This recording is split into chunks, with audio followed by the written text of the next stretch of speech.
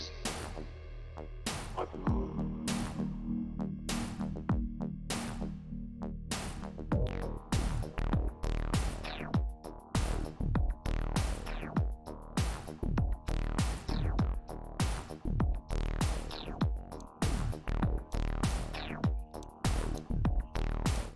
Third Phase of Moon, Blake Cousins. We're live and we are streaming it right now, right for you on Third Phase of Moon. Welcome everybody from around the world. It's my pleasure to do this, and it's quite exciting. We're doing this on the seat of our pants. We're going to be sharing with you videos and images coming in from the sun, coming in from the moon, and maybe a possible UFO landing. Let me just show you some of the stuff that we're talking about that we're going to be covering.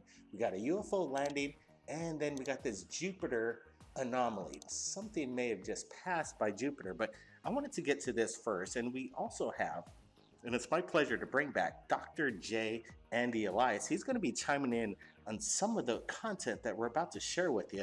If you've just joined us right here at Third Phase of Moon, tell your friends we're streaming live right now. Dr. J, you with us? Absolutely, Blake, I am. Okay, great. Are you looking at the imagery coming in from SOHO? Basically, it was captured within the past 48 hours of the sun of what looks to be this cylindrical shaped object zooming by. I want to get your thoughts on it. You know, I got to tell you something interesting. I think that could be definitely either, if it's one of our space drones that's secret, or it could be extraterrestrial. And I'll tell you why I think so. My brother recently got hired as a private military contractor and said that good old Uncle Sam has been paying private military contractors to track extraterrestrial craft in our solar system. And this looks very anomalous because God or Creator does not build in straight lines like that. You would think that if this was some kind of craft, obviously, it's not one of ours because the sun would absolutely burn this thing up. It'd disintegrate it. Something like this seems like it's withstanding the heat of the sun, maybe harnessing energy, as some people speculate. I definitely agree with that too, because you know, on here on Third Phase of Moon for 6.5 years since I've been, working with you guys, we've come across a lot of imagery from NASA and other, usually NASA, that shows us the sun with craft that seem to go there and get some plasma or take some energy and then zip away. So if their technology can hold that heat or withstand that heat, it's not beyond me that they could possibly be doing that. And that's why I don't think this is something natural, because it would have burned up. Yeah, absolutely. I want to give a shout out to some of the people joining us on the top chat right now. And some people saying it's kind of buffering and there's some issues with the video feed. I'm not exactly sure. We're trying to tighten this setup. But some people are saying, don't believe the hype. That's the name of the channel. He's saying this is pretty crazy stuff. Thanks for joining us right here. We've got a lot of people watching us live, and I'm sure the audience is going to grow a little bit as we're broadcasting. So we're going to keep talking about this. We got more things coming up. You saw the title, Huge Craft Spotted Next to Jupiter. We're going to get to that in just a few moments, but I want to still talk about this image coming in from SOHO within the past 48 hours.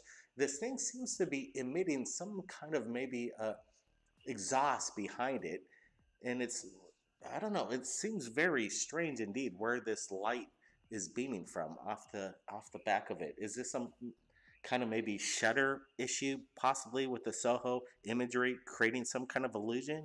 What's your thoughts? You know, the light is definitely interesting because it is coming from only one side, but that begs the question, what could be causing it to come from only there? Clearly it's not the sun, because the sun would obviously have a different sort of reaction as it went around it.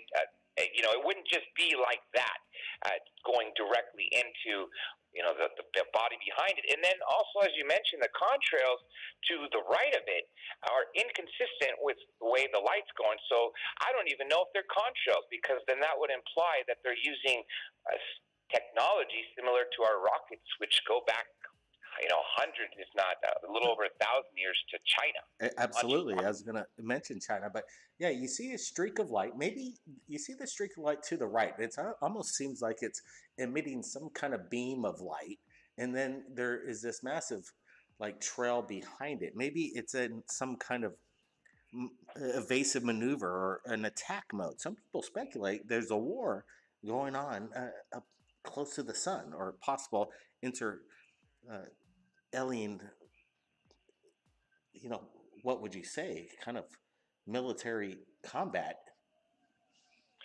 Well, remember back in the 80s, we had Ronald Reagan as a Star Wars Defense Systems, SDI. A lot of people were speculating that it wasn't for the Soviets, it was for things like this. Back in right after World War II, General Douglas MacArthur said the very next World War will not be a world war, it'll be an interplanetary war.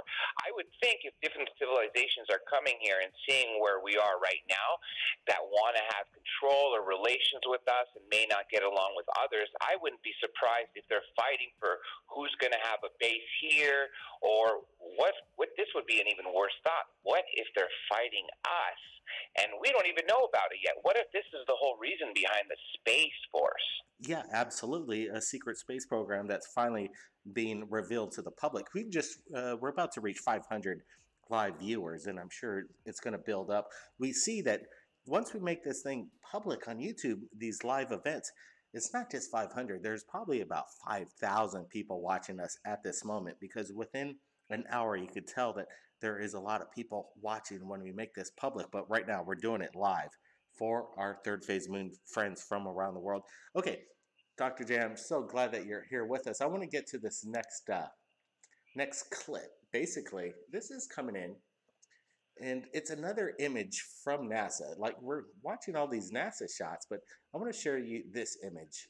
And this is coming in from Jupiter. This is what people have been wanting to watch here for a little bit.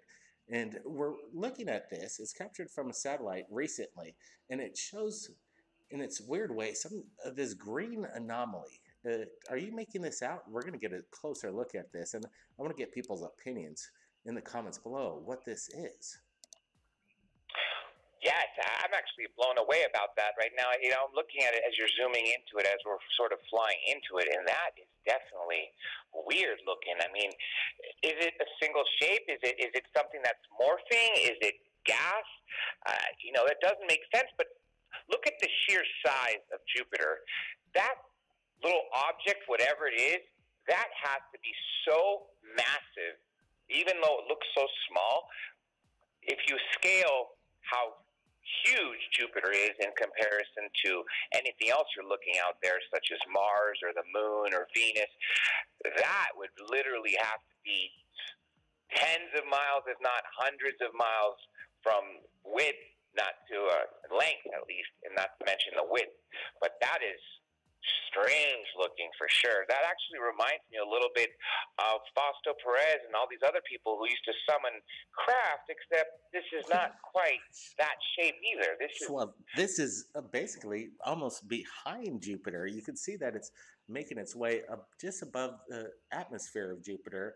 It says that the green color probably is the effect of ionizing radiation, and it said that Jupiter puts out a massive amount of ionized radiation, so any probe or UFO in its vicinity is going to be subject to that radiation.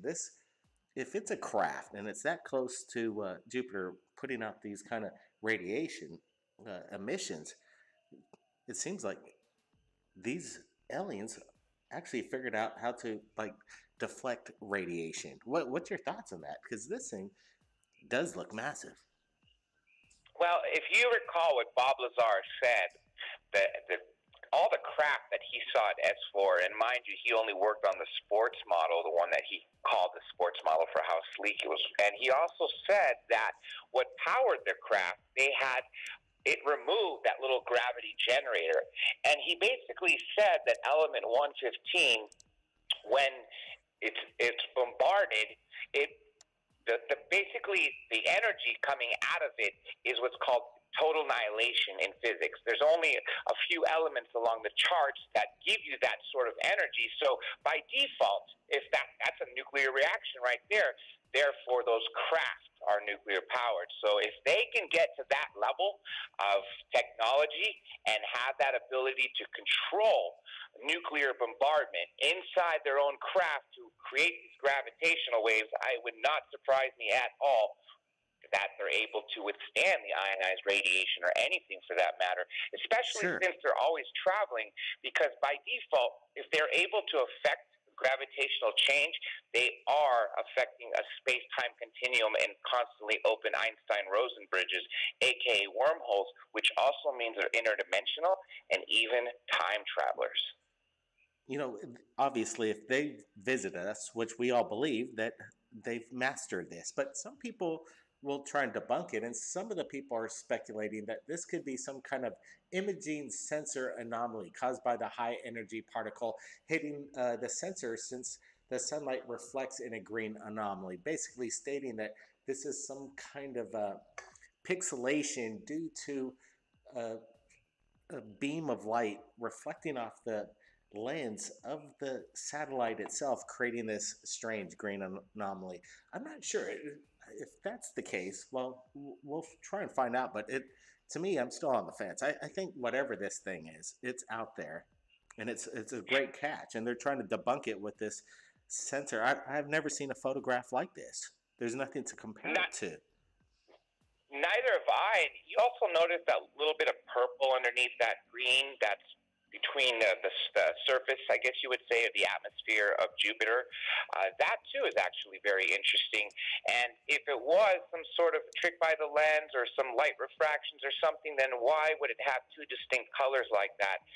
I mean, is the argument by scientists or by skeptics that in a certain area, because of that part of the atmosphere from the radiation coming from Jupiter, it's causing it to be that color and green above it. But then again, that begs the question of the shape. And as you mentioned, Blake, what about the other side? If we're only seeing the tip of the iceberg, what if that thing is a solid object and literally is just about to come over, as you first implied, which would literally be that much bigger if we're just seeing what would be the front of it? I would say the thing would have to be the size of maybe 30 coliseums, maybe the size of maybe half the moon, the size of a half moon. The thing's massive. I don't know. It's hard to. I'm sure mathematically we could figure out exactly how big this is. If anybody wants to guess or do some kind of mathematics on this, some geometry, and figure out with correlation to the size of Jupiter in this photograph how big this is, leave your thoughts below. We want to get your thoughts. How big is this craft? It's kind of crazy. It's an interesting photo. That's why we're sharing it right here on Third Phase Moon. I want to show you this. I know people have been talking about crash retrievals of UFOs, but there are also anomalies of landing, evidence of UFOs landing. And here's something that I want to share with you. Here's something that's just come in to us right here at Third Phase Moon. Take a look at this. I want to get your thoughts. What do you guys think? Here's some patterns recently captured, and they're claiming that there is a UFO. And this is some of the evidence, trace evidence. Take a look. What's your thoughts, first impressions here? I got some background information coming up. That one is really interesting right there. And it also, if a craft is coming down because they are emanating some heat or because they are electrical in nature, I would expect it to melt some of the snow when it lands to it. But what if this one right here, the one that's looking more like a star, either if it is a craft or what if it's something that's similar to a crop circle only sort of created in the snow? Again, where did it come from? Because obviously there's a lot of factors to consider, but assuming that the person didn't make it who sent it to you and assuming that this is genuinely what they found and no one, other human or no wild animals wouldn't create something that's perfect, no craft that we earthlings use would fit something like this. A car wouldn't fit like it, a helicopter wouldn't look like this, and absolutely a plane touching down or anything like that would not look like this. Both of them. Two distinct patterns, especially this one, the round one. Absolutely. And somebody could fake this so easily. That's the reason why I'm kind of sharing it, but wanting to get people's opinions. The person that basically took the photographs basically stated he was in Argentina, and he's a young guy, and he was out there on his motorcycle, and he came across these things, and he started to take photographs, and he notified his family about this. So he basically didn't see anything that created this in his statements.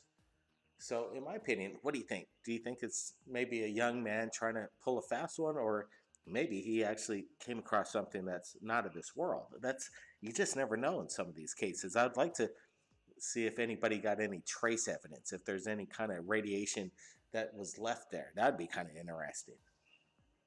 Do you remember that landing in the 70s that still talked about today? I believe it was in Delphi. I forget which state it was, where once it landed, it basically turned the soil white, and so it left that trace evidence that ended up being something they called it, like essentially it would be equivalent to it wouldn't mix with water no matter when they tested it. And this trace evidence still exists. It was actually J. Allen Hynek's person that he trained to basically take over from him. Ted Phillips, I believe, is the guy who investigated that case. And even to this day, they removed it from the land, and it exists just in little vials right now. But again, it turned that soil into just what looked like snow, and it was a hot day where it happened. So my question would be, if you can get the person who sent this to you to go over there and take some samples from within and without, and then send it to a laboratory, we'll get Jaime Maussan involved like we've done in the past. That would be kind of cool, and that's a good idea. Actually, the young man's name is Rodrigo, and he's, again, from Argentina, and he states, as he witnessed and photographed this stuff, that there were no footprints leading to and from whatever these imprints were embedded into the snow there. So there is some kind of, you would think that if you built this in the snow, which would be miserable in this kind of weather, that you would see some kind of mistake, footprints for sure. It'd be kind of hard to cover up in this case. It does seem like possibly that this thing just pretty much made an imprint landing. The circle one, definitely. The other one, since the snow is sort of ending to a corner of it, you could see, so right there, you could see how someone might have hopped from that soil inside and could have made it. Now, to say someone made it, obviously, again, it goes just pure speculation. This one, between the round one, if the person or the soil was close to jumping from the soil onto the actual snow, it'd probably be easier to make than the other one. But because there is a good distance of snow and there aren't finger or footprints, that also shows something too. But could someone have had footprints in the snow and try to make it look like they covered up? Sure, but anything's possible. That's the difficult part without getting samples. Absolutely. People are chiming in from the Flash chat, and we're about to hit 600 live views, and it's kind of cool when you're building up the audience. People are like going, wow, I finally made it to Third Phase of Moon, a live event, and wow, we pretty much wrapped the show, but we might continue a little bit. I still want to talk to Dr. J about certain things that are coming up in the future. I know he's been a busy man, but I wanted to invite you, Dr. J. We might be talking to we're going to get Corey Good on the show along with David Wilcox this week, and maybe you could join us and ask David and Corey some questions in regards to this secret space program.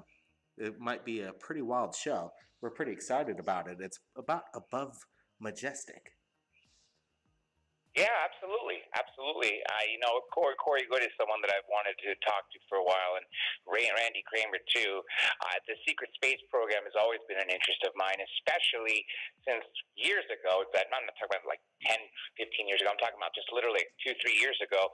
I was watching ABC World News, and they cut in to show the first space drone landing. And to me, I was like, wow, okay, so now they're putting this on mainstream television, and then here we are with the Space Force, which shows that's the tip of the iceberg. If they're telling us that, well, then you have to also wonder, what are they not telling us? And that's why we need people like Corey Good and other whistleblowers who can tell us what is going on, assuming that they can prove that it was them that was there, and these programs did in fact exist. Yeah, it seems like some people back in the day were like, oh, no way. These guys, how could they be telling us this kind of stuff? But now it seems like some of the information that they've been talking about for all these years is now coming forward to the public in a slow way, but it seems like it's happening. I don't know what's it all about, but it does seem like they're kind of getting us prepped that they're about to make an announcement, I think, that NASA has found life out there, that life exists. They found evidence of it. Whether they're going to admit that it's intelligent, I highly doubt it. But I got a feeling they're going to come forward and admit that they've discovered life through scientific means. I agree with you, and I think they're going to start with something very basic, saying, okay, we found some plant life or some bacteria here somewhere. But at the same time, just recently I heard of something really interesting, and I should probably go get this PDF from Joshua P. Warren's website. But Senator Harry Reid had written this document, and it involved a massive breakthrough at Area 51. I think probably specifically S4. And it was essentially the kind of breakthrough that Bob Lazar said they needed to have. And the very end is an addendum of different technologies that they were able to discover. And that included things such as the ability to create wormholes, the ability to create gravitational waves, the ability to have cloaking mechanisms, the ability to have, shields, force fields. And the craziest thing is item number 38 was redacted. Of course, we could only speculate what it was, but remember what Bob Lazar said, and even Einstein theorized, that if you can affect the gravitational wave on the space-time continuum, you by default will be a time travel machine. Now, that's hard to wrap around. It's a hard pill to swallow, and I've never understood the grandfather paradox, but apparently it is possible. Once you have that ability to create a wormhole, you are also creating time travel, and on top of that, you are also going to different dimensions. So I guess that would really explain it. So there is that breakthrough going on in Nevada, which is just happened a few months ago, plus we're on the verge of any time them giving the announcement that they found something. I thought they would have told us about Mars by now if we would have found some bacteria or some sort of evidence, but it's just on the brink, Blake. Absolutely, absolutely. It's about time. It's about time they give us the evidence. We want to thank Fredo Knows Best. He says he was abducted by reptilians when he was a kid. Well, thanks for the flash chat. Appreciate that. All the support we could get right here at Third Phase of Moon, it really helps. We've heard about these stories, abductions. That's another story. We're going to be broadcasting live, taking your calls from around the world real soon. We're going to put out the phone number. Stay tuned. Hit that notification button to make sure you get notified when we go live, like these events. And Dr. J, make sure you take a look at his YouTube channel, Dr. J Live. Check him out. He's always talking to the most amazing people, and it's Dr. J Radio Live. Thanks, Dr. J, for joining us, man. Absolutely, anytime. All right, you guys, everybody, keep your eyes on the skies, and if you see anything amazing, you submit it to us right here at Third Phase Moon. We'll see you guys real soon.